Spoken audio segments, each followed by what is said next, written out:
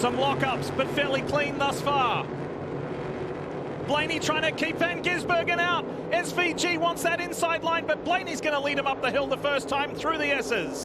SVG described the balance as, quote, decent, Steve. He said he gets close to the 12 and he just loses all of his grip, but he feels like overall he is better than the 12. We'll see if the picture can make up that time, Dave. Here's that revised, that renewed, new restart zone. Chris Buescher in the BuiltSubmarines.com Ford with his RFK teammate on the outside.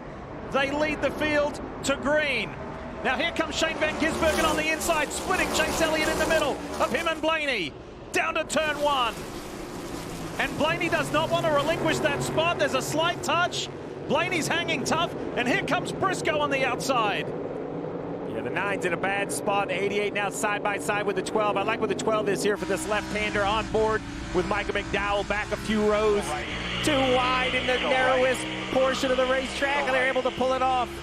That's at 140 miles an hour. Van Gisbergen on the inside, heading to the bus stop. Rewind into the S's will not, the chicane will not work. Gonna have to work it out. SVG uses that restart to get in front of Blaney. And you see the old tires just not working for the 9 or the 17. It's only about a half a lap. Both have lost spots. Priest now has gotten away. I think 88 and 12 will easily go by, but that great restart for the 60 will give him some breathing room, although I expect 88 to drive to his inside right here in 6. No choice in the matter. SVG to the lead.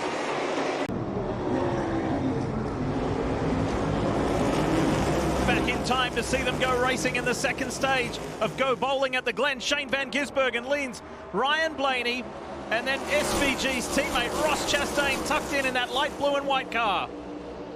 SVG giving Blaney to the outside, believing he cannot beat him off this corner. He was right.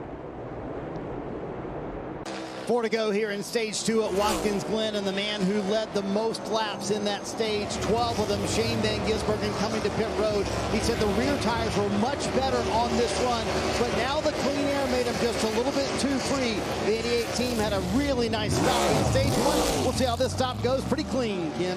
Had a good finish, not have any issues. SVG getting underneath the 60.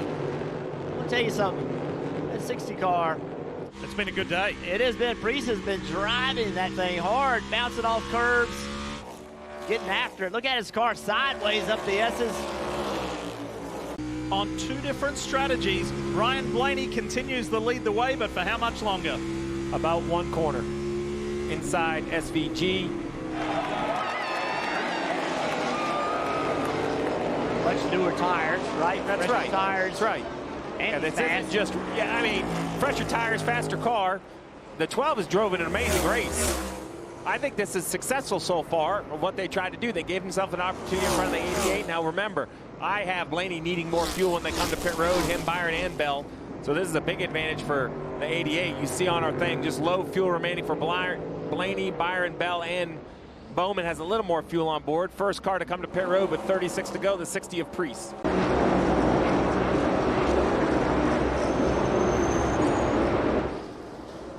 28 to go at Watkins Glen. Shane van Gisbergen comes to pit road, and this was the plan all along, to split stage 3. In fact, they kind of clued SVG in on what the rest of the team strategy were. He said, I'm in no hurry to pit. Just tell me when to come to pit road, and 0 complaints about the handling of the car, Dave.